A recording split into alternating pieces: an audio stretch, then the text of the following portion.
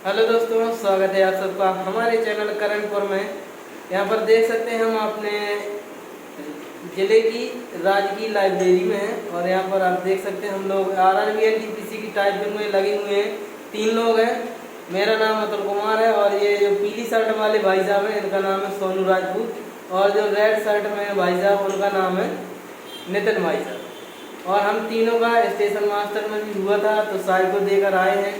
लेखपाल का भी एग्जाम दिया है हम लोगों ने, बढ़िया गया है। अब देखते हैं टाइपिंग किस प्रकार से जाती है।